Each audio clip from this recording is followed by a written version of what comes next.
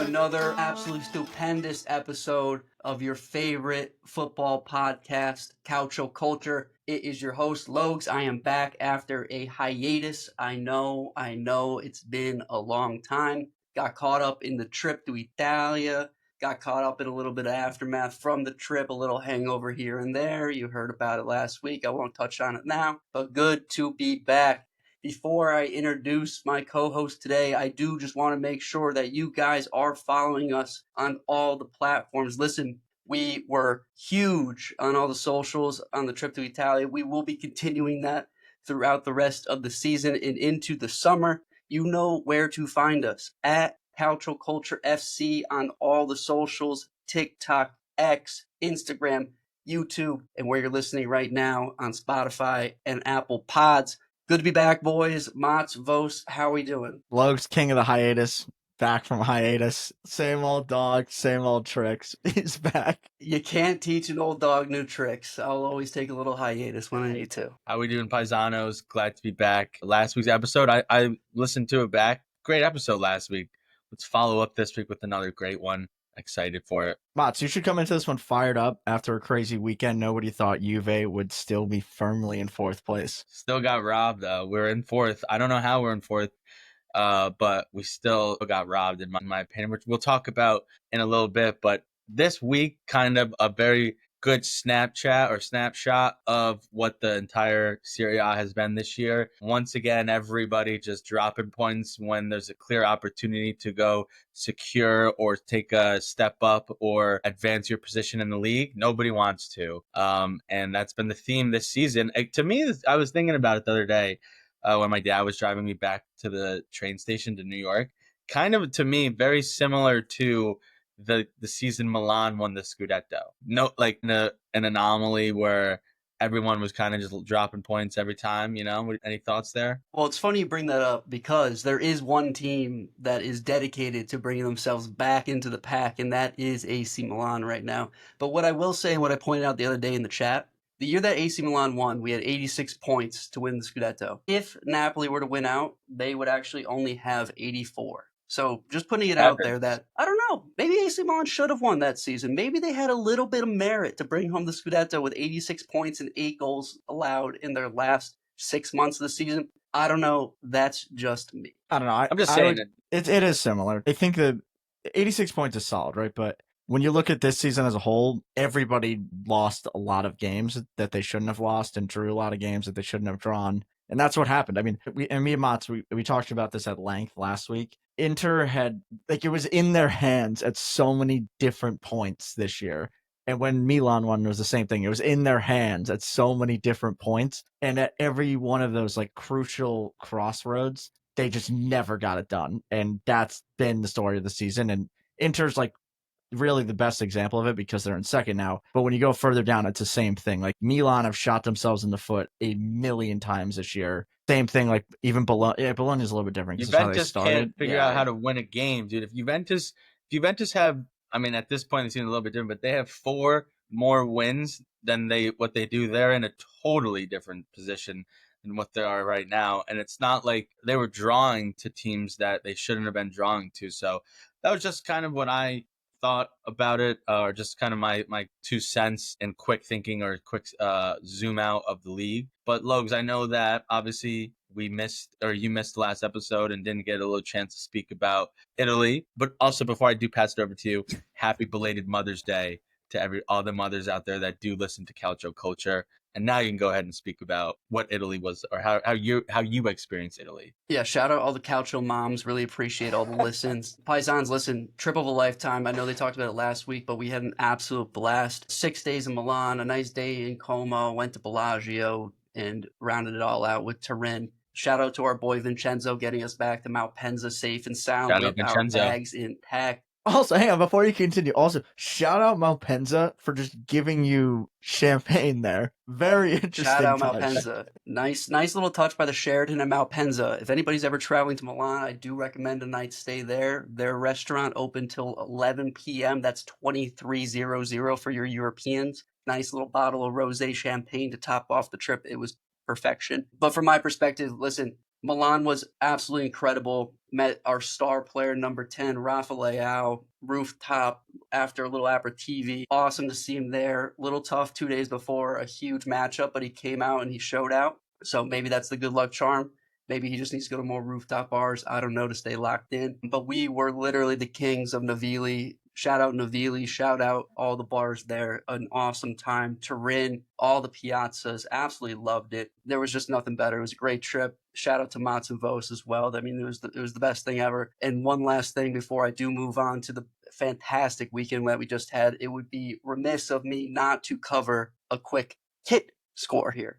So we got 2 kits out of Italy's trip, and they're right here. Listen, had to go clean with the first time to Italy. Clean, nobody in the back, just for the memes. Not too lucky though. I did wear this to the Atalanta game. We sucked. I didn't wear it to the Inter Copa semifinal. We won. We didn't suck. So maybe we're just going to hang this one up in the rafters for the memes. But what I will say is shout out to Juventus, because their 3rd kit this year, clean. This thing in person is just another level. Look at the detail. For you guys listening, turn on the video. Look at the detail in this little zebra action. I will say my one qualm with the Juventus store in Milan. Maybe they just don't like Milanistas, but wouldn't let me customize the back of the shirt with Del Piero. I was really hyped about it. They really let me down there. Still spent a bunch of money on it, and we still have it. So good kit review. Honestly, Juve's 3rd kit, maybe my favorite kit of the season. I'll say it. But that's I a kit love the review. fact that we have a Milan fan, a Milanista, repping the Juventus gear. Absolutely love it. Listen. I am unbiased when it comes to kits. I will review a kit with no bias, straight shots. So that's I do the like review. that take. That is a good take, Lugs. I think but kits are you're an exception to the rule. you Hits have a are definitely badge, a exception. different badge over the heart when you wear that kit. I have Listen, a lot of it's- badges. I wear a lot of badges. yeah, You were Vo- last Vos- Vos has nothing to say. last week's episode you were wearing an Inter shirt, and Yeah. this week you're wearing an AC Milan shirt. And the week before that, he was repping Roma. So the guy's all I over was the gonna place. wear Mr. Roma today. Italia. I was gonna wear Roma today, but I actually have some good things to say about Milan for the first time the entire Wow. season. Well, with that Your being said, ex-girl? is that his ex-girl? Listen, with that being said, do want to jump into the content. We had a great weekend. We're going to start off at the top of the table, kind of run down where we sit, 2 games left. So what does that mean? We start with Inter versus Torino, an absolute monsoon fest out on the pitch. Maybe played into Inter's strengths, that they couldn't move the ball. Torino a little sloppy with the sloppy pitch, but in the end, 2-0. Inter come out on top, a huge 3 points given the other results on the table. Aslani puts a PK away, and Zielinski, which we'll talk about, puts one away early. Zalewski. Very similar. Zielinski actually played horribly. Zalewski played really well. Puts him up 1-0. Aslani with the 49th minute PK. Vos, Second goal in a row for Oslani. well, discounted. It was a PK. Both Vos, both of them were Both penalties. penalties, yeah. Your take on Inter coming out of this weekend? Yeah, that's a weird game. I thought Torino played very poorly, which I was extremely disappointed in. I think a lot of that had to do with the ongoing circumstances that were this game, particularly in the rain. At the beginning of the game, there's a big stoppage for a medical emergency, it looked like, in the stand. So just from the get-go, it was going to be a weird day. And again, Torino played bad, but Inter got it done. The biggest takeaway for me was the lineup that we saw. And this was probably the most rotated squad we've seen from Inzaghi all season. I don't think there was... Bastoni, I think, was the only guy that is the actual number one in his position who played in this game. And I don't think we've seen that at all this entire season. So for them to be able to get it done was, A, surprising, because I think as soon as we saw the lineups, we all kind of texted at the same time, like, uh-oh, Inter's in trouble here. We don't know what's going to happen. So that was surprising. I thought they played a little bit differently, more of like a pivot with Zielinski and Aslani, rather than like a lone six, which is what we see with Hakan. So that was interesting to see. And then the other big one was Zalewski kind of playing as a number 10, drifting out to the left to kind of create a triple overload with Carlos Augusto and Bastoni moving forward. So that was just a danger area, and ultimately that is where the first goal came from. But that's the biggest takeaway for me. Getting it done, rotated squad. There were some questionable subs that I thought, but we can talk about that in a little bit. Mats, your kind of big takeaways from this one? I thought it was good game by Inter in terms of, like, I think we kind of... Was it a shock that we saw the heavily rotated squad? Probably not, because they're coming off that Barcelona game, but we know what they've done in the past this season in terms of just fumbling points with the rotated squad. So I think we were all a bit nervous that they were probably going to drop points because of the squad. It turns out they didn't. And then I know that we had in terms of the opinion on the subs for Inzaghi, he did bring on his 5 starters, right, at different points throughout the game, right? Dumfries got in the 40th minute. Same with DeMarco.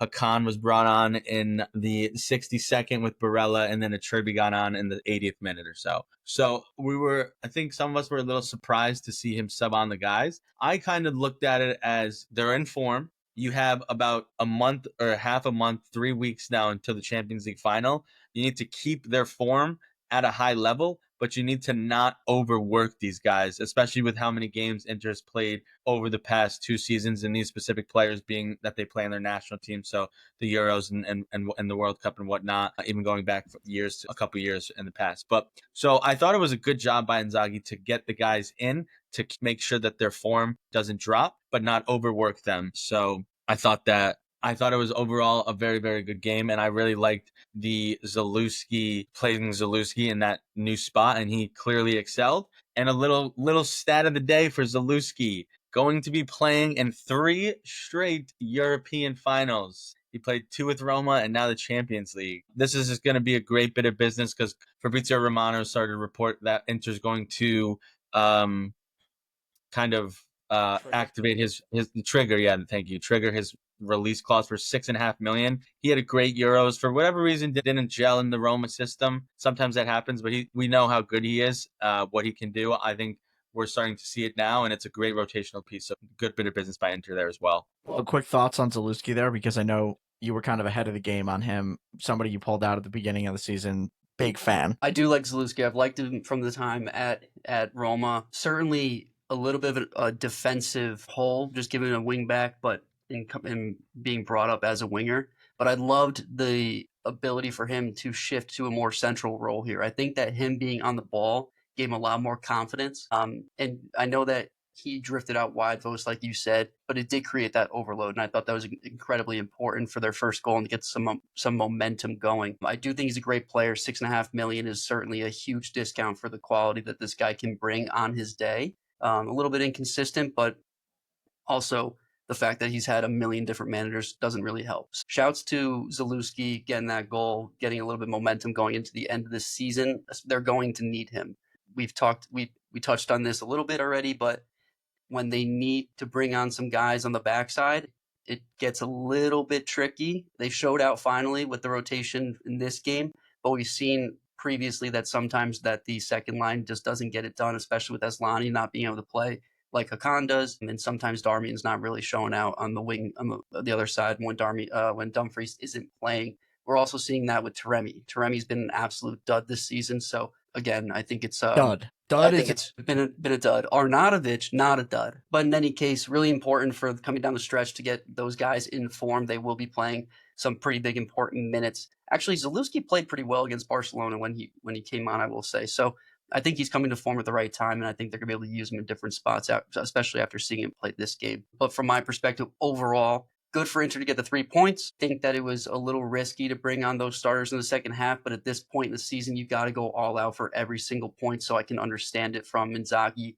Get the 3 points. Make sure you finish out the game, which is something that they haven't been able to do consistently, and just move on to the next game. I know that we had touched on this maybe in the chat, but they now have full weeks to prepare for their next 3 games for that matter. So they go to Lazio, right? No, they're home with They're Lazio, home against and then they Lazio, go to Como, yeah. and then they go to Como. But in any case, they still have, for the first time all season, a full week to prepare for these games. And so you have a little bit more rest time. You are able to change up a little bit of the tactics based on the team, although Inter is not one to have to change tactics against lesser teams, which is everyone in this table. And I think that this will play. All right, we'll talk about that, but I think this will play into their favor that they have a full 7 days each time to prepare and get a little bit more rest for the guys that have been in and out of the lineup. Yeah, I mean, it definitely is. For me, there's a couple pieces to this. Just to actually bring it higher, back out a little bit. They're 1 point behind Napoli, 2 games left. So they presumably have to win both games, and then even then, that's not necessarily enough. So I'm kind of looking this as Inzaghi's been tested. I mean, this season was a big test for Inzaghi.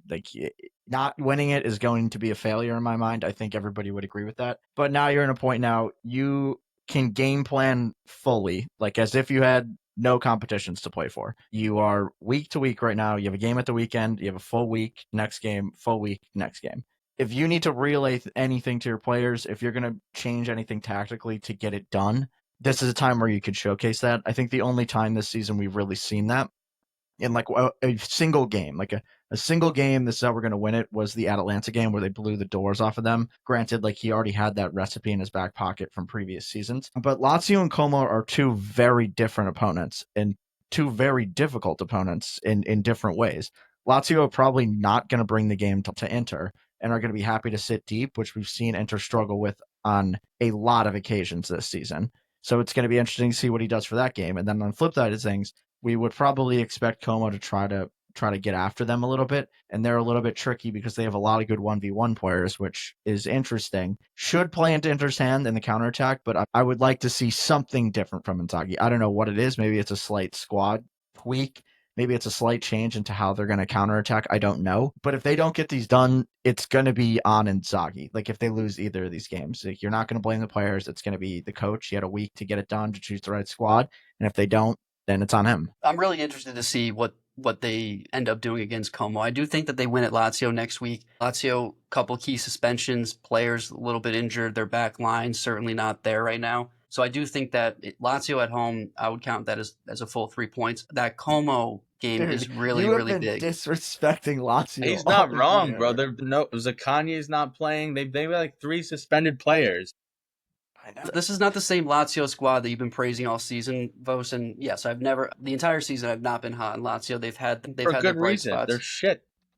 They've had their bright spots, but I think down this latest stretch, they just don't have it. And Mats is very, very close to being right that Roma's going to be above Lazio come end of the season, 2 games left. So I'm really interested to see what that Como game brings. Assuming that Napoli win next weekend at Parma and Inter win against Lazio at home, that Como game at Como, the way that Como's been playing, the fact that they've won now 6 games in a row in Serie A, hottest team in the top 5 leagues in Europe. Czech Fabregas feeling like he's got something to prove, even though they have literally nothing to play for at the moment. That's a dangerous, dangerous game to go into Como for. So I'm excited to see what that brings. I hope that it goes down to the wire here with 3 points out of both these teams next weekend, so that we do have a little bit more pressure on this Inter squad. So with that being said, that brings us to the team actually at the top of the table. That's Napoli. They're 1 point ahead of Inter. They come off a weekend against Genoa. Unfortunately, with a draw 2-2, Genoa getting points. Patty just getting it done in the second half of the season with Genoa. A weird game. I think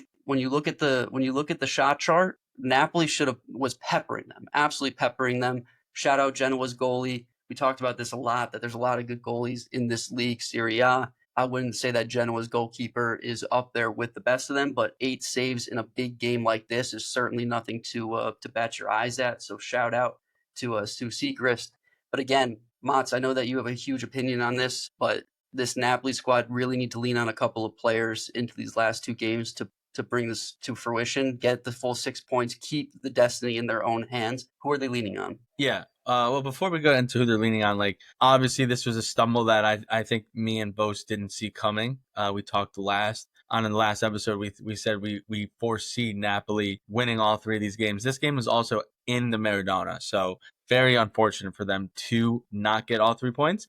But I think that the efforts that they put in, they deserve to win. Just like you said, Genoa's goalie kind of saved them this game. Napoli's goalie kind of also slightly cost them the game with the own goal. But you saw from their key players, Napoli's key players, that they are hungry. They clearly want to win. And those players, the most important one, once again, Scott McTominay, my MVP of the Serie A. If Napoli win the league, I don't think it can be a question. He got 2 assists in this game again. So now he's showing he's not only scoring, he's also creating. And has a hand into play in all of their goals. The goals that he scored have won them games, have won them full 3 points. He's the first midfielder in Napoli to score over 10 goals since Amšić. We all know how good Amšić was for Naples. And without Scott McTominay this year, you don't know where Juventus or where Napoli would be in the table. They'd probably be nowhere close to a European spot with his timely goals. And then the other two that I think have been playing very well down the stretch, and I'm not including Zombo because he's obviously one of the key pillars as well, but it's Lukaku and Raspadori. They are coming up big and scoring goals in the business end of the season. Raspadori won them the game last week against Lecce, 1-0, and then Lukaku had a goal again this week. So obviously not the result they wanted in that they tied, but they still have the point cushion and their destiny is still in their hands. And we know that Conte is going to get that message across. These guys are going to be motivated to win both games, and then they'll win the Scudetto. And they're going to lean on those three guys. Yeah, for me, Genoa, if you score 2 goals at Genoa, I would like you to win the game, is kind of how I generally think about it.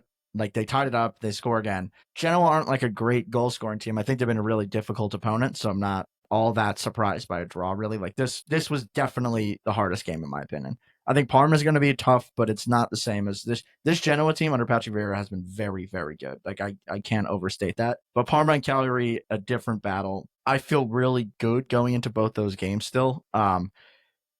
And I think that they will get this done. What is really, really worrying, though, is Lobotka is most likely going to be out for both of those games. And I don't think we've really seen Napoli play at their best when Lobotka isn't in the team. Kind of like the variation that we've seen was Lobotka and Billy Gilmore. And presumably now it's Billy Gilmore having to do that job by himself, which I don't think he has done all that well this season. So that's a little bit of a hiccup. And I think the other thing, I know you said Zombo, we're not really going to say his name like as one of the guys, but he's been hurt for a while and hasn't really gotten going since he came back. So that's a big hole to fill, and it's going to be Billy Gilmore and Zombo and Gisa are 2 guys that are going to have to pick up the slack a little bit if they do want to get this done. I think Anguissa will have a very big effect in the Como game. That is going to be a lot of ball chasing, and that's where Anguissa adds a lot of his flavor, his spice, whatever you want to call it. Parma. They don't play Como.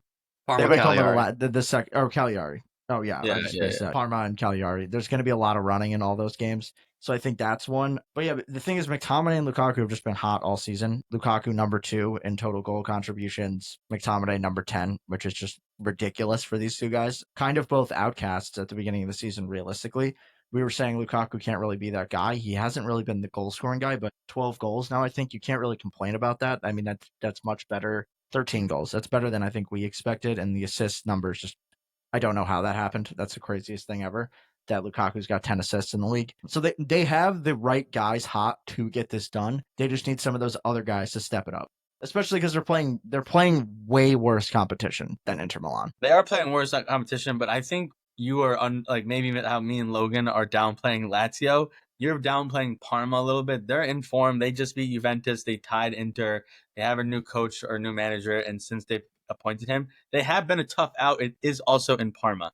I do agree with you that their opponents are obviously inferior to Inter's, but Parma's no that we're getting 3 points for sure. Yes, I agree. Anybody in the league is like that, but Parma just lost to Empoli and then lost to Como before that, so they're not like. It's also losing to Empoli when you're battling for relegation with Empoli is a oh my god bad. But also now Parma are 3 points clear or 4 points clear, yeah, so they need to get points, so they're going to be desperate as well. That's going to be a good game. Yeah, Parma's been gunning for at least a point here, but I will shout out Lukaku. I called him out, I don't know how many weeks ago, saying that he needs to step up and bring this Napoli team to the end of the season. You guys were calling me crazy. You can't ask for much more out of him. I think since then he's been stupendous. I think he's been outstanding. I think that Raspadori, like Matsu said, that he's definitely stepped up. His finishing has gotten a little bit better. He was always in the right spots, but would always bottle every chance. He's been finishing, which has been a really bright spot going into the last 2 games. But I will give it to Lukaku. Having the experience and having that drive, the know-how to win this league has been huge for them. And so I do think that paired with Conte, that paired with being business as usual for Napoli, given the fact that they have not played any other competitions this season, these last 2 games is literally what they've been doing all season long. And if you put this series of games in the middle of the season, December, February, whatever it may be, they would have no problem entering these games. A little bit of pressure on them. We'll see if the maturity of the rest of the players can come through. I would say that most of these guys have been in a position where they've needed to win big games. especially given their Scudetto run a couple of years ago. So from my perspective, most. Like 90% of them, Politano, Di Lorenzo, Alex Moret, Rachmani, I already said Politano. Lukaku has already won the league. Anguissa, Lubaka, like the core of this team has been there, done that, and it's not even the core; it's their experience. Their most experienced players have been there, done that. They know how most to of their win players. games. Most of their players, and I will say that we'll see how Parma shakes out this weekend, but Lazio still has a European spot to play for, and Como continues to show that they are not giving up on this season, even though they don't have anything to play for. So I do think that the intensity from the opponent's side is going to come at Inter more so than it's going to come at Napoli. And I think that Conte is just going to close this one out. 6 points in the last 2 games. You're going to see Napoli raising that trophy. I mean, I'm going to pick my Gumar, Napoli, obviously, because I don't want Inter to possibly win the Champions League and the Serie A. I'm also a big supporter of Napoli, even though it makes no sense being a Juventus fan. So I got my faith in them because of that. Both? Yeah, it's hard not to say Napoli at this point, but what I do think might actually happen, I could see both of these teams going 4 points out of these next 2. I was just looking at it. Parma are playing Napoli and then Atalanta. They really need a point out of one of those games to stay alive. So that game is going to be very, very hard the more I'm thinking about it. And then Inter, I just see one of these teams getting a point. I don't know why. They're both, Lazio gets a lot of second half goals and a lot of late goals, and they've been doing that all year. And that's kind of been Inter's kryptonite in the league all season. So I could see that one happening. They already did it at the San Siro once this year against Milan. So it's like they're so comfortable playing in these games. Same thing with Como. I don't see a situation where Inter make up the point that they're missing, and Napoli dropping enough for them to get there is really where it comes down to. You really had to put that one in there, didn't you? You just had to talk about the Lazio at San Siro again. But in any case, listen, in any case, this is why we've been talking about it all season. This is the most competitive league across Europe. You have 3 leagues already decided: Liverpool, PSG, Bayern. Barcelona basically has La Liga in hand the way Real Madrid is playing. Serie A is the last one to come down to the wire. I think the most exciting league. We know it's the most exciting league. So stay tuned in for these next 2 weeks. We'll have it fully covered. That covers the top 2 teams. That covers the Scudetto race. Let's jump to another team that has already clinched Champions League. It's a great outcome for them. Atalanta over the weekend, going to Roma, but they're at home against Roma. They come out with a 2-1 win. Lookman with the first goal. Vos, you've been on them the entire season. For the most part, you're an Atalanta fan for most weeks, I would say.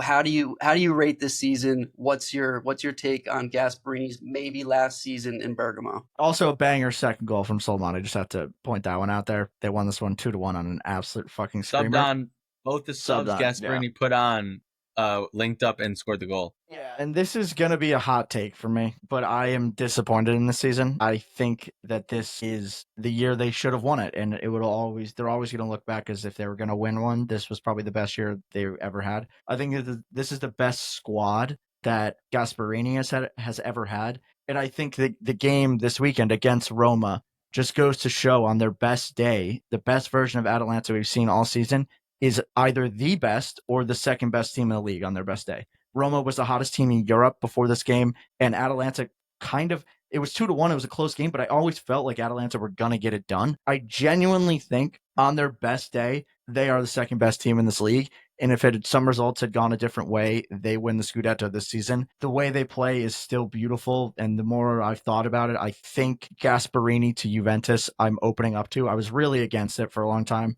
but now I think it could happen. I think it would be really interesting. I think it'd be a big change for Juve, but you can't argue with what he's been able to do without spending all that much money. And if you just give better players, he tweaks a couple things. I don't know, but and that's kind of it on Atalanta. They're gonna finish in third. I don't have much else to say. I'm really scared of the summer, but at the very least, I hope Gasparini stays in this league if he does move on from Atalanta. And if he does move on, I hope there isn't an exodus of players that follow him, and they at least stay in the league. But it's scary times, but Atalanta's going to look at this like it was a good season. For me, I'm disappointed. When I said they're going to finish in second, I wanted to put them in first, and I think they really, really should have done it. Oh, so I'm surprised that that's your take, because you are one of the biggest proponents of teams being on timelines. This Atalanta team, based on these performances, based on preseason expectations, aside from your miraculous call for them to be in first, apparently, was that this team was performing well past what I think that their construction was meant to be. I think that this team came together in very short order. A lot of new guys coming in, a lot of injuries. Coop Miners leaving in the summer. Skamaka in and out of the lineup the entire, not even in, never really in, out of the lineup. They had to go get Retegui on the last day of the summer window, which was an absolutely beautiful move. But I think that this team was fully ahead of their timeline. You also look at the fact that Scalvini's been out the entire season, which was supposed to be a huge part of their team. So, in my opinion, great season for Atalanta. They're going to go into the Champions League next season. I do agree that this summer is an extremely important summer. If they do lose Gasparini, that hire has to be absolutely perfect. There is no room for error, just given the fact of how much Gasparini's fingerprints are all over the history of the success of this team. And so for them to even remotely replicate what they've got going on this season, next year, that manager has to be perfect, slot in 100%. Don't lose too many players. They're probably going to lose a couple of great guys there. You look at Lookman, he's already on the outs. You look at Retegui getting interest from the Prem. Bellanova certainly may move on if Gasparini's not there. And you look at Scalvini, who may not ever come back to this lineup. But aside from the forward looking, just focusing on what they've been able to accomplish this season, especially the competition around them, the level of competition this season that we've seen out of Serie A, I'm perfectly happy with a third place finish for this team. Yeah, for me, I always had Atalanta finishing outside the top four to start the season. I definitely think that they have a good roster, but I thought that Coop Miners' hole was going to be tough to fill right off the bat, although they definitely filled it, and it seems like they barely missed a beat without him. But even with that, I still think that their roster wasn't a Scudetto winning roster. It could have fought for the Champions League, and they did, and they qualified for it. So I think successful season for Atalanta. Gasparini, this is his 5th time qualifying for the Champions League with Atalanta, and I think 8 years he's been there. He said that this is his greatest achievement that he's done at Atalanta in his stint, which I don't believe. Everything that he says in the press kind of leads me to believe that he's leaving, and I think we all see that and think that. I genuinely don't know where he would go. There's not many opportunities out there currently that are better than Atalanta. Also, they did have the meeting last year that said, I want to keep these players, and Atalanta showed him that they're willing to invest buying all the players that they did buy. But then you have the other side of the pillow where he trash talked Lookman time and time again. He made wrong substitutions. Like, it's been a messy year for Gasparini and Atalanta as well. And if he could have had that be slightly cleaner, I think you are right, Bose. This could have been way different every year. And I think that shows Gasparini's flaws, and just gonna give my opinion on you saying him to Juve. You can't manage the big ego. We've seen that time and time again in his career. There's too many players with big egos at Juventus. So where I would love to have him because of the football that we'd play and the attacking style that he brings, I don't want him there because I know Juventus has a bunch of players with big egos that he doesn't manage very well. But in the grand scheme of things, for me, having them already secured Champions League football with 2 games left to go, that being that the race is so tight at number 4, I think Atalanta can take a breath. They had a successful season. They got Champions League money coming in. They can still potentially attract players with the Champions League ball, whether Gasparini's there or not. And then my last point that I'll say before we move on to Roma is I do kind of agree with you, Logs, that it does matter who they hire because of what Gasparini has meant to the club and his style of play and things. But I think that we thought that it was going to be tough for Italiano at Bologna to kind of recapture what Mata did, especially with teams picking apart Calafiori and Xerxes. And Italiano has not only done the exact same, he's achieved more than Mata did. The players have said how much more they like him than Mata. So that could happen, right? Atalanta is a very well-ran club. They buy players for cheap, they sell them, and they all suck no matter where they go. Exhibit A, Coop Miners. My new name for him. New name for Coop Miners, Mr. Poop Miners these days.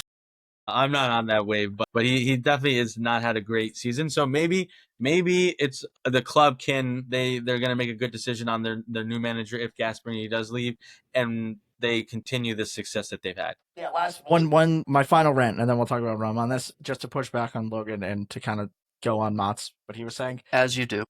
Well, we were talking about timelines. I kind of think this is the culmination of everything Gasperini has created at Atalanta. And where I do think they might be fine is if they do make the right manager decision and players are willing to stay for that manager. I'm not sure who it's going to be. I actually have no idea who I would hire to do this.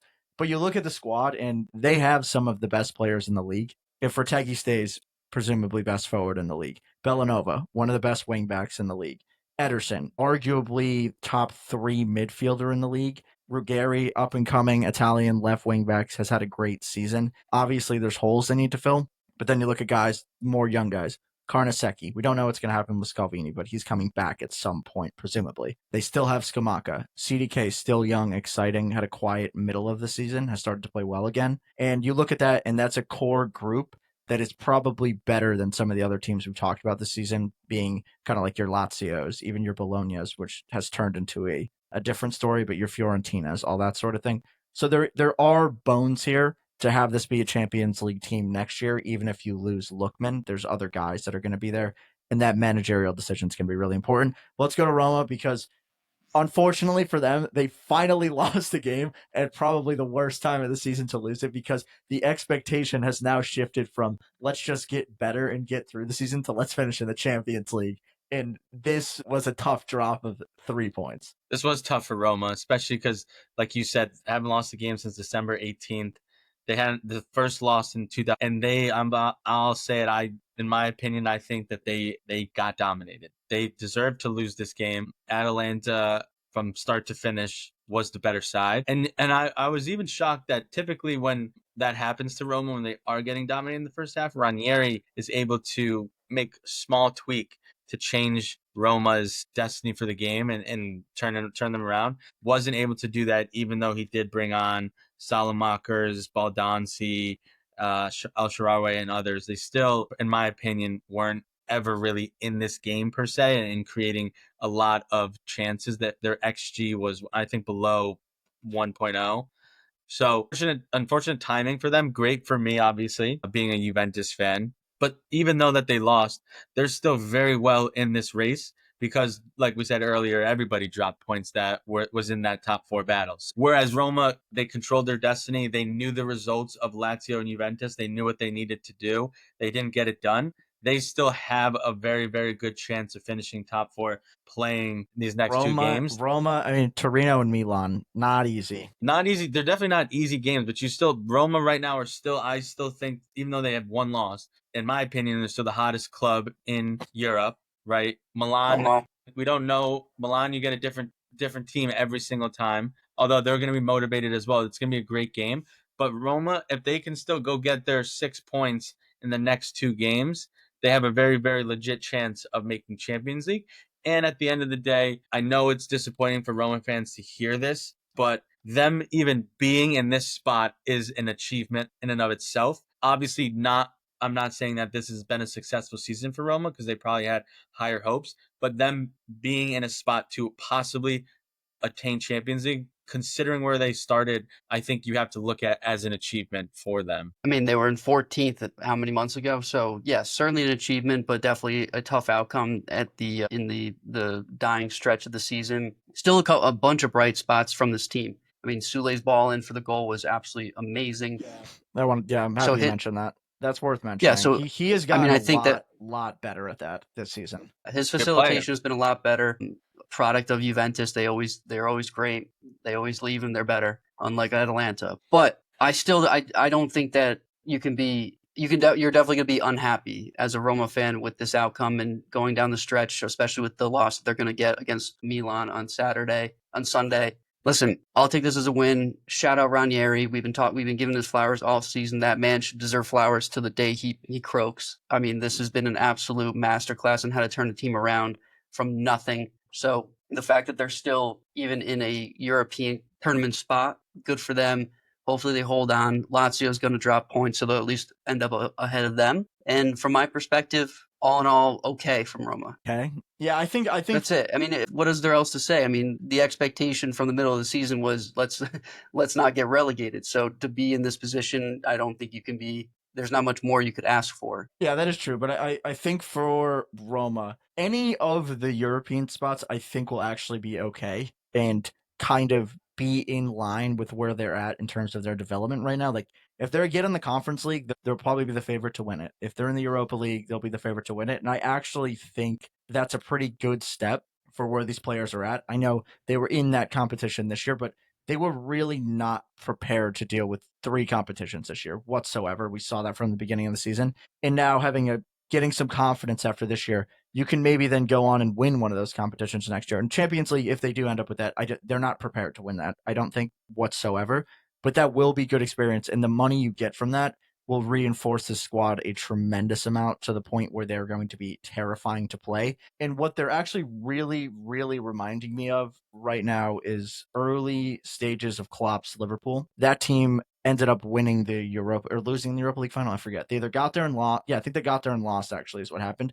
But it's part of the progression. Like you build out a couple good players and then you get a little bit better and you get a little bit better. And I hope they notice that and remain calm and not try to win everything in 1 year and just be really intelligent in the summer and add what they need and don't try to go win the Scudetto immediately. I think they'll definitely be in the conversation next year, as we thought they would be this year, but just let the process happen. You are in a great spot. You have an amazing young core.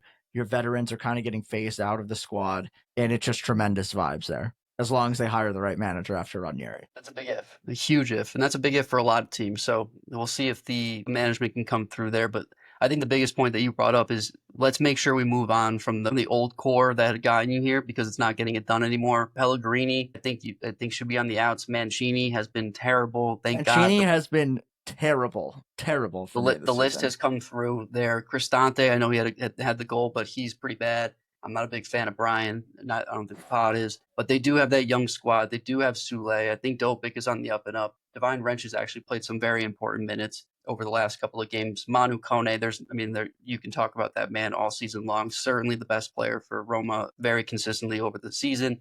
We talked about this the other day. Svilar, not his best game here, but I think has certainly solidified himself there in that spot. So a big summer window, a big managerial decision to be made. I would put them actually they are in the same position as Atalanta for me going into next season. They're in a better position. They are in Atalanta. a much better position. They have their core. They got their core guys.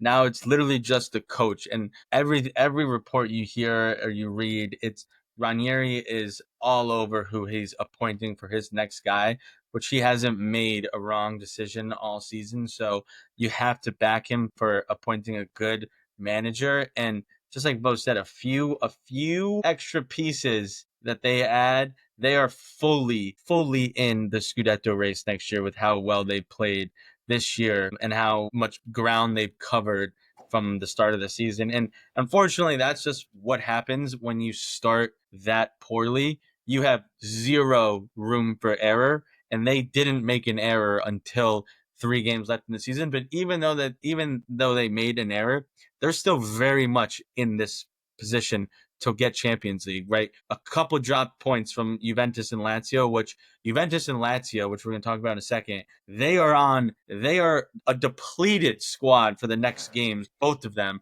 with how many cards they have. So yes, Roma has a tougher matchup besides maybe against Lazio on paper than Juventus, but Juventus have almost nobody to play and they can easily tie again. And if Roma win, they're now in the driver's seat. So they still have a chance to get Champions League by all means. 1 point. That's all they need. I was just going to say, before we jump to Lazio Juventus, let's not understate what they need for the summer. It's not that they need a cup. They need some role players. They need a star to come in. Let's not get that twisted. Dybala's not. I don't think he'll be here next season, nor be in the form that he was in this season. Sule takes that step. Yeah, to Sule be that already star. took that spot. Sule could take that step, but I don't think that he can do it himself. They need as a 22-year-old. I agree. fully think that they need a star to come in. Where to play? Where to play off the left? I think they need to get a good player to play off the left, but I don't think they need to break the bank. I think the only other position that is 100% necessary is a right center back because I'm worried about Celik in some of the big games. He's been solid, but he isn't like a game-breaking right center back, and I think that is the position to fill. Center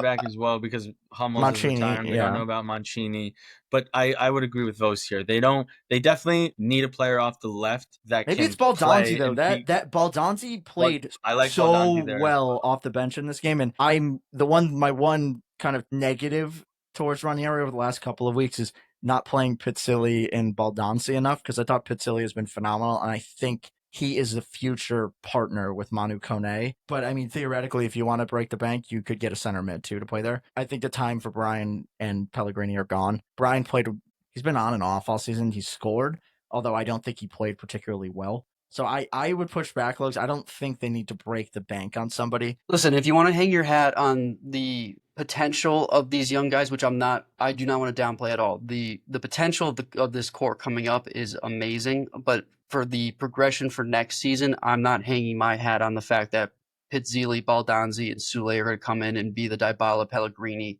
and they've Cristante. gotten nothing from Pellegrini this year, so you I'm really saying, don't need to replace him. all right, you want to end up in 6th or 7th again? I don't think that that's their goal for next season. So I'm saying that as a Roma fan, I want to do better than we did this season. They definitely need to assumably have a bring little some bit of a players budget in. going into next But season. I think They need to bring in somebody to fill these holes, to be that guy. Yeah, I don't think star is Sule at none, 22 dude. is going to be that guy. I don't think Baldonzi, who's still 19 or 20, is going to be that guy. Pizzilli is good, but again, not going to be that guy. We talked about Dopic. He's not consistent enough. To assume that they make that big jump, to waste a summer on getting role players when you could potentially bring in a surefire star, which they can. This Roma project is enticing. I think they can attract somebody. I don't want to take the chance to have a mediocre summer going into next season and potentially not make a European spot for the following. That's all I'm saying. They definitely need to bring players in. I don't know if they're going to bring in a star, but they're going to bring in guys to reinforce their holes, obviously, like every team does. Reinforce the holes. That's the name of the game.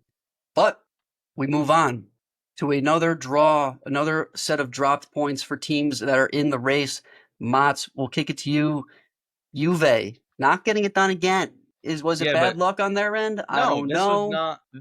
I think that Logan might disagree, but I don't think I come on here and talk about how Juve get bad calls on them in the Serie A. I generally don't think I do that. I'm pretty even keel when it comes to how a Juventus game is reffed, in my opinion. Maybe you guys have a different opinion. This game I was not okay with. The Kalulu one, I can understand. You clearly see a swing, but I very much was not happy with 7 minutes of extra time. I think 5 minutes was the maximum you could have added in that game. And if you look, they scored their goal in the 96th minute. With that said, okay, there were a ton of things that Juventus did wrong here. And the first thing that I'll say is, at the end of the game when they're down 10 men, the substitutions that Tudor made, hilarious substitutions. I didn't agree with them. Number one, he didn't agree with them because he took them off 10 minutes later. But taking off of Kolo Muani is the problem that I had the most, because the one thing that Kolo Muani was doing and did for us was keep the ball for a minute at least. When we took Kolo Muani off the field, in the 75th minute, I might add, our game plan was try not to let them score and don't even hold the ball. It was defend below our penalty area. So not even 18 yards. It was like 10 yards in. The entire team was in the box. And we would clear the ball, and instead of trying to corner flag it and hold it or maybe try to counterattack, it was boot to half field, let not one person would pressure the ball. They would have a free walk into our 18 to put in a cross. That is not okay, because they were able to cross it 20, 30 times in the last 30 minutes. One of those is going to happen, get it bounced their way, and that's exactly what happened, and they scored to tie. So, yes, I think a lot of things went against Juventus, but it came down to them not being able to execute even when their backs were against the wall, abandoning playing offense. You cannot do, even if you're down 10 men. You have to try to have the ball, because you'll see that's going to happen every single time. I preach it game in and game out. If you are just going to try to defend and not even attempt to get the ball on the other side, on the opposition, the other team is going to score. They're too talented. They want it too badly. They know what the stakes are. So Tudor, the substitutes, bring on a 17-year-old kid in Adzic and a midget in Conceição. made no sense, and he realized that, and then he brought on Dusan and Gatti, great. Dusan literally, if you go back and look, he was the one guy not in the 18-yard line. He was or in the below the penalty area. He was on the 18. We would head it out with the clearance instead of him trying to shield it. Just kick it right to him. Kick it right to him every time. Kick it. It's like, and then he gave it the ball right up. Dusan just, it was bad on Juventus's part. But I do think the refs fucked us slightly because we definitely deserved 3 points because Lazio played like shit. Lazio, yeah, I was going to say, even with the red card, Juve should have won this game. Lazio could not have played any worse than they were doing. Rusic and Pellegrini, those are their outside backs, were actually just traffic cones on the field. They were useless out there. Alibashiru was terrible. And this game showed all the holes in Lazio's squad by so much. And even when they were crossing the ball and so much, the guys that were delivering the balls, they were not very good balls. They probably kicked terrible balls. 7 crosses just out of bounds, like over the net. Juve is unlucky to have tied this game. Lazio is equally as lucky to have drawn this game. And if Juve don't get Shampoo ball, Kalulu is going to be kicking himself, and the team is going to be kicking themselves. And Tudor absolutely just panicked and botched this one. Yeah. The thing that I really didn't like about the double sub was with Adzic, I really didn't like it because it's a young player. You're giving him a chance to go out there, run around. He has a ton of I don't know why he even took him off. He's big and he has a ton of energy. Made sense to be out there. He wasn't playing that bad either. No, he drew a yellow card on Pellegrini. Yeah, and then to take somebody like that off, you don't know what kind of psychological damage you may have just caused him. And this could very well be one of those Juve players that now leaves and balls out for another team in the league just because of that one little incident. Yeah. And I'll even say this, think about just how bad Juventus has been in this game all season long. They were winning 1-0 against the Lazio team in the 95th minute of the game. Juventus understood, hey, this is Champions League ball. And we kind of got an unlucky bounce. Kalulu, you can see that he swings, right? But the aerial view in which it was delivered to us, I don't even know how a camera got there. The stadium has a big hole in it. I actually don't know how they had a camera over it. It was so blurry. You actually can't see what happens besides a flaring arm that obviously makes contact. So I do think the red card probably was justified. But come on, I'm telling you, if that was Inter or Milan or not Juventus, they're not giving that red. They're not. Juventus is the victim. We all know how it goes, Mons. It's okay. I don't think that I play like that. The only time I play that card is in the transfer window, and I don't play that they're the victim. I play that they're bad negotiators, and everybody in Europe knows it, so they take advantage of the negotiation.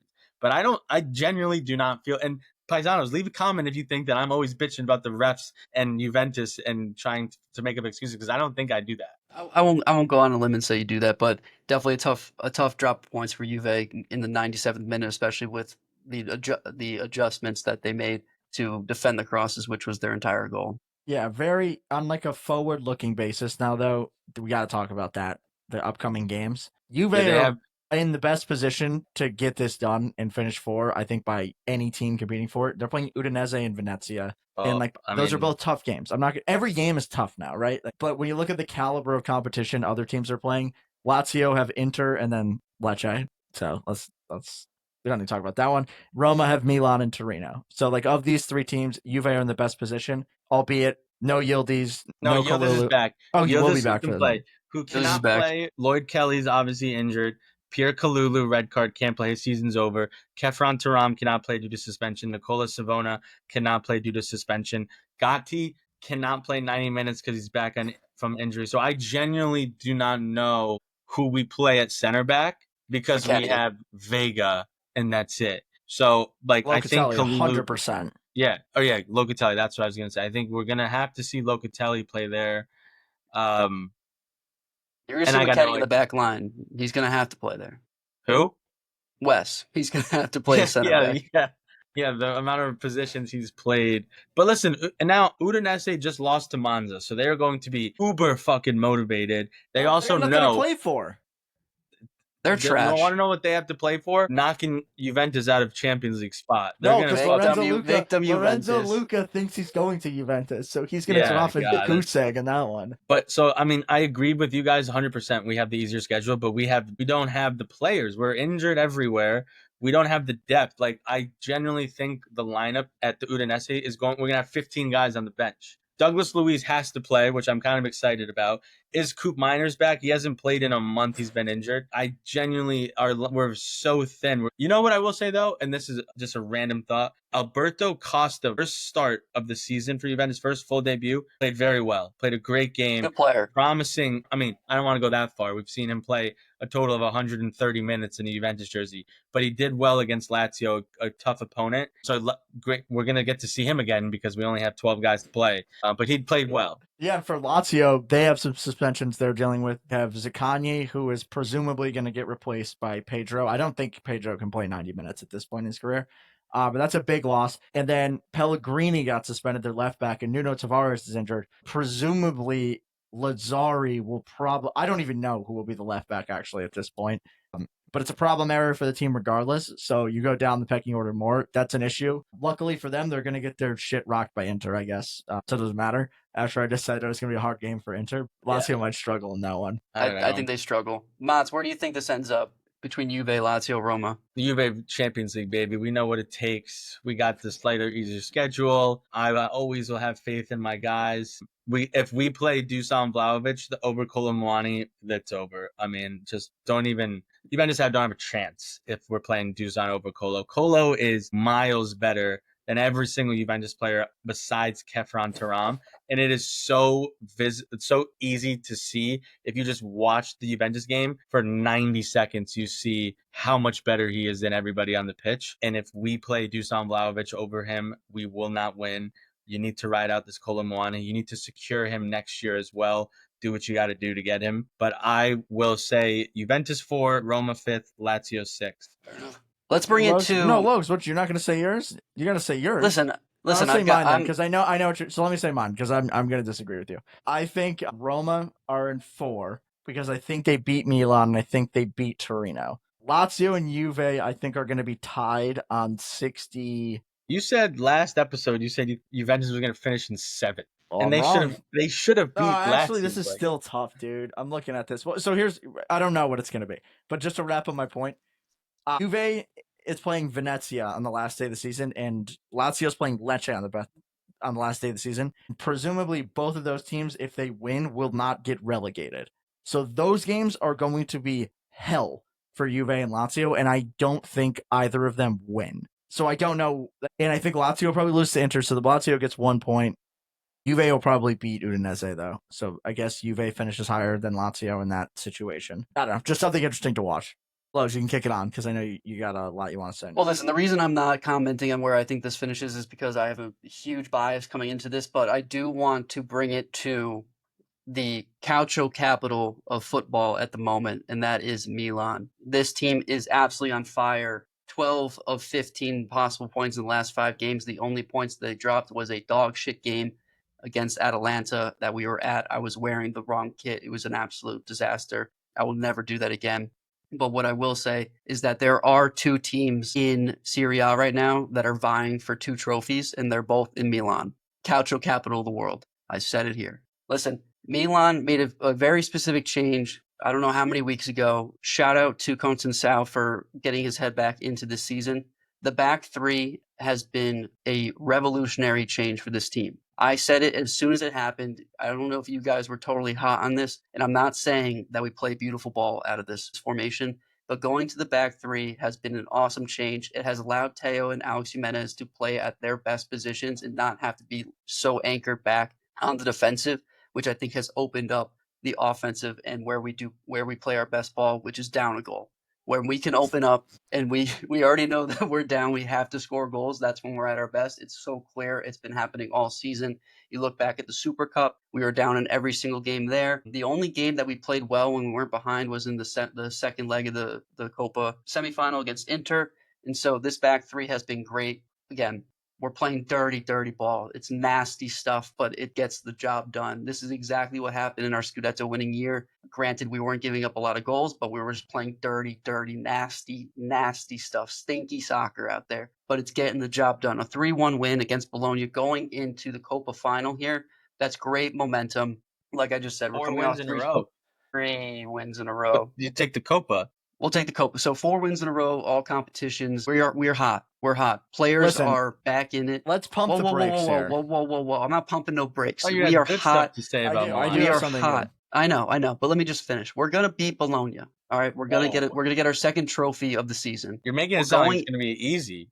I think you guys kind of whooping Bologna's ass this week is going to make them be very, very fully. Okay. So let me jump in here. 'Cause this is the point. Reversion to the mean. Sure. This is the point I need to make. They are not on fire. Let's not go that far. This started 5 games ago when they played Udinese and won 4-0. They played bad, but Udinese played way worse than them. That was not a good performance. Yes, they won 4-0. Most of the goals came very late in the game when Udinese was pulling everybody forward. Then they lost to Atalanta. The Coppa Italia performance, I can't say anything bad. They beat Inter 3-0. I thought Inter played terribly in that one too, but that's besides the point. Then you beat Venezia. Congratulations. And then you were down 1-0 to Genoa and only won the game because there was an own goal. And then in this game, Bologna played maybe half of their best players. No Ndoye, Lukumi didn't start, Abashir came off the bench, and they actually almost won this game too. They had a ton of chances. They didn't bury them. But this Coppa Italia game is a actually completely different team. You didn't face Lewis Ferguson in the midfield, which is one of the best midfielders in the league. You didn't face Dan Ndoye at the wing attacking your most weak position that has been the only reason that you've been, not the only reason, but one of the main reasons you've been terrible all season. Like, let's not get carried away that they're on fire because they've been getting results. And let me go back on what I wanted to say nicely about them. When they're down, they have won. And I don't know why, and I don't know how, but they have won games late. They somehow have been able to claw back from going down and win. I always say that is not a recipe for success, and I expect that to end at some point. But I can't knock it when it's been consistently happening for weeks, for maybe months at this point. They are so lucky to still be in the competition for European ball, and that is the good thing about them. That when they're losing, they find a way to win, but they still play bad. Like they never play good. They just get goals sometimes, is what I can say, because Tijani Reinders is really good. Leao is playing well now, and Christian Pulisic occasionally pops up with one. Jimenez he scored twice. Listen, Vos, I'm sick and tired of the slander out of your mouth about Milan. You just said it. I don't care how we win. I really don't at this point. I just want to win, and that's what we've been doing. It doesn't matter how you get the 3 points. If I get 3 points on that table, that's better than Juventus. Juventus can't get 3 points these days. Who's got more points? I'll take my 3 points any day of the week. Who's got more and points? I don't care how we do it. I just got done saying how dirty, stinky the ball we've been playing is, but it's been working. I don't care that we need to go down 1 goal. If that lights the fucking fire underneath the ass, I don't care. Let it happen. Put the fucking ball in their own. Let Mignon dribble the goddamn ball in the net. Go down 1-0 in the first 30 seconds, and let's play some goddamn ball. I think that we are hot. I think that we have the momentum. At this point, we feel like we have nothing to lose. We are in a way better spot than we were 3 weeks ago. I talked about it before. The game that we played against Bologna the first time around has been a tale of 2 cities since then. We are now only 2 points behind that same Bologna team in the table. We could have a European spot locked up tomorrow after a win, after a second trophy this season. And I'm telling you right now, coming off of that trophy win, going into a Roma game at the weekend with a little bit more gas, a little bit more in the tank, this is dangerous. I see 9 points out of these last 3 games. I don't know if they counted as 3 points when you win a trophy, but I'll take it either way. Here's what I'll say about the Roma game, Logs. You have the trophy locked up. You already got Europa League. And if Champions League is out of your grasp, do you really have gas to play Roma? I don't know. I'm gonna have gas. I'm saying I'm gonna have players, but here's what I'll say. I agree. Milan have way more momentum at this point in the season than Bologna. If you played this game 3 weeks ago, Bologna had it. But I mean, Vos over here talking about how Venezia is the hardest place to play in the league. Milan got it done 2-0, but he wanted to brush over that. You look back. I mean, yes, they played terrible against Atalanta, the game that we were at. Horrible. But if you go all the way back to what is that? The first leg of the Copa. Drew Inter, that's not easy to do. Drew Fiorentina. Fiorentina's a good team, scoring 2 goals.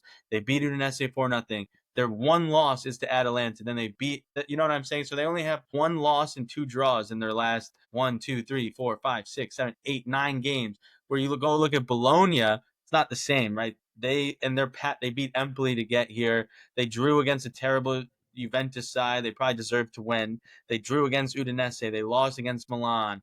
They lost against Atalanta. Their one win that like meant something that could have them have some type of momentum was against Inter when we were at the San Siro 2-3 weeks ago. So Milan definitely have the momentum going into this game. 100%. Listen, like I said, I don't care how it gets done. It just needs to get done. And I'm not going to sit here and say that I'm blind to the fact that Bologna played their B team last week.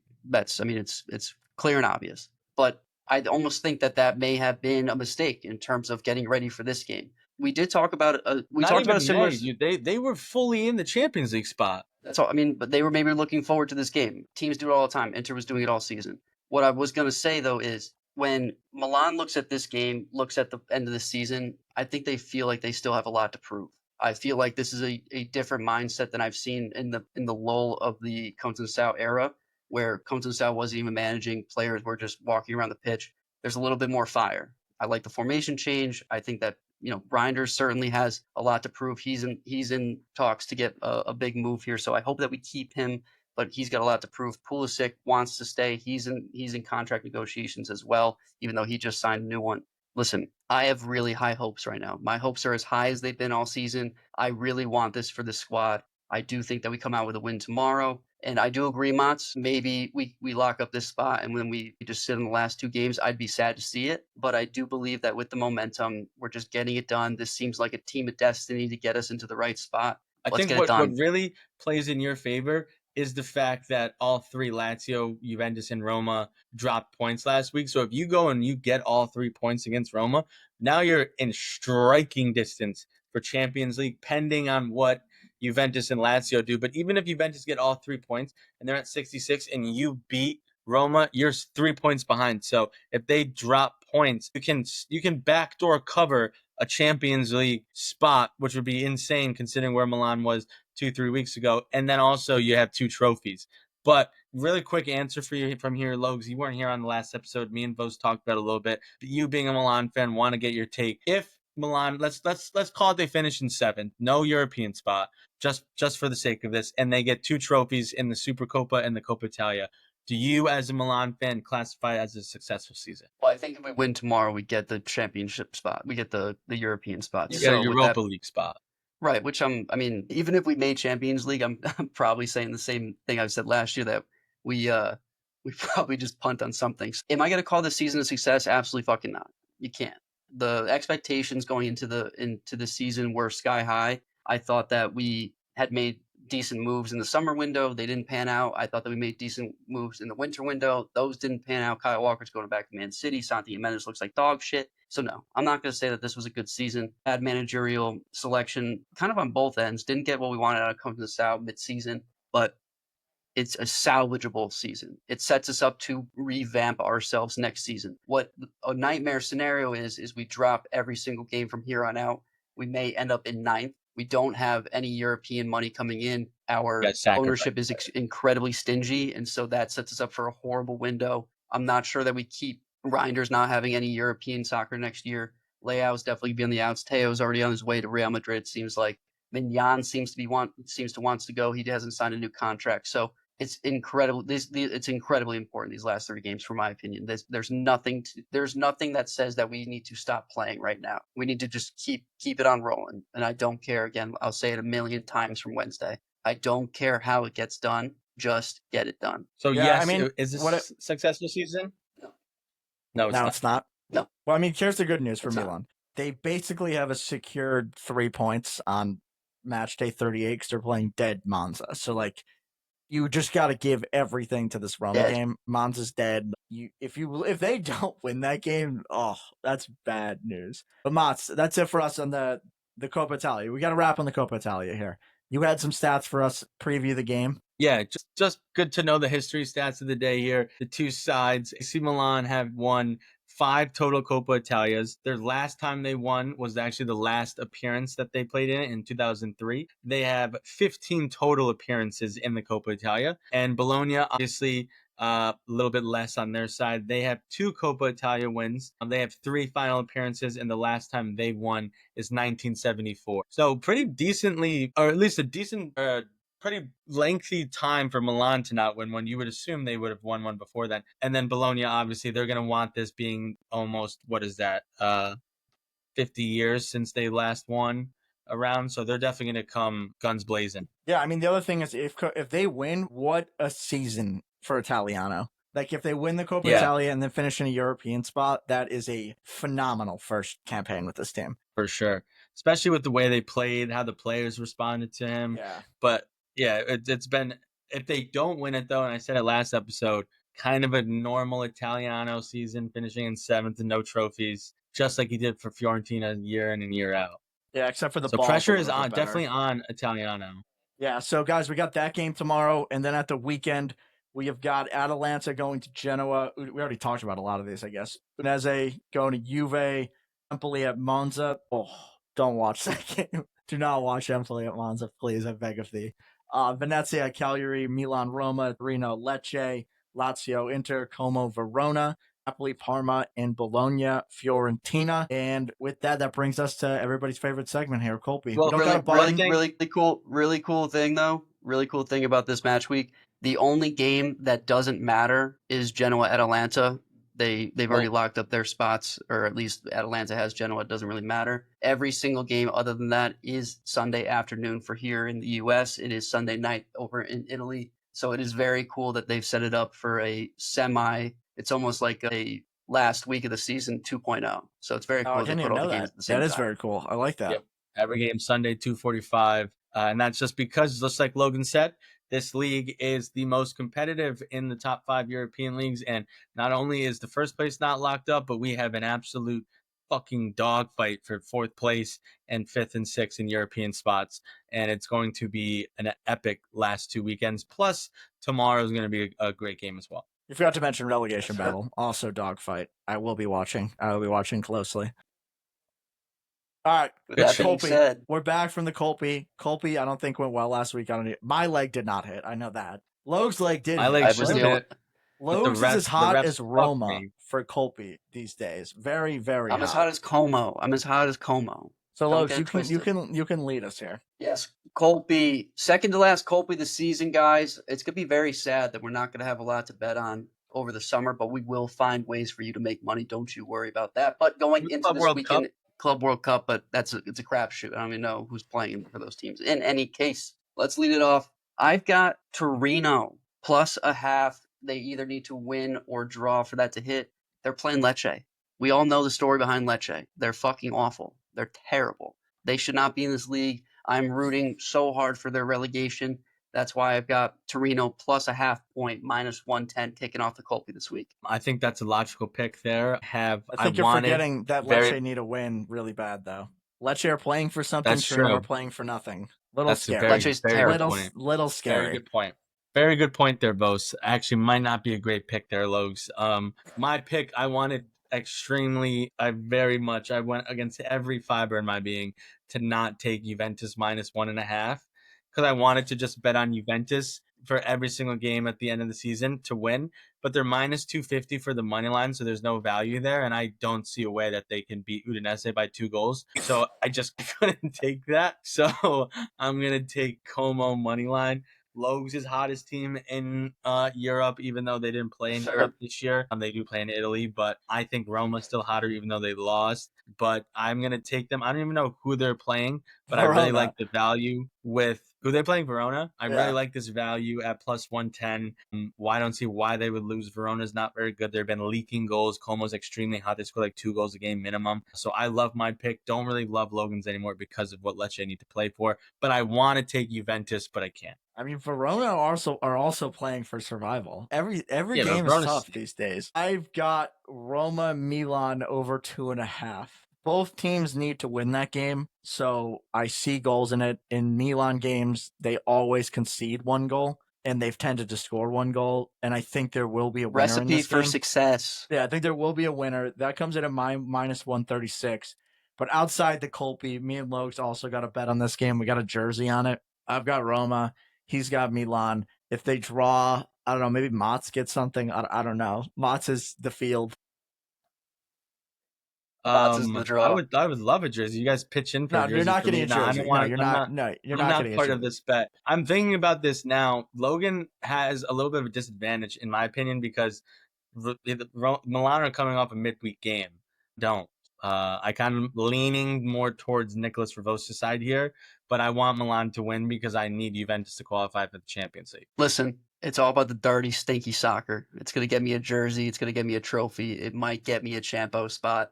I've also got, people forget, I've got $1 on AC Milan to make the Champions League this year. I got them at plus 50,000, so that could be a great hit if we do see a couple of points here at the end of the season.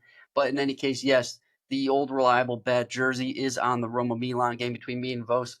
Tune in for that. But you know the deal, Paisans. You bet the Colby. You bet every leg single. You put it on a round robin. You put your mortgage on it. You get a second mortgage. You put it on that. We got a plus 612 payout on the Colby this week. You put $100 down, you get 712 back. That's the name of the game. That's the math. That's how you win. And with that, another episode in the books. We're coming down to the wire here in Serie A. Calcio Culture has it covered, and we will be updating you on all the socials. You know where to find us at Calcio Culture FC, X, Instagram, TikTok, YouTube. You're listening to us on all your favorite podcast sites.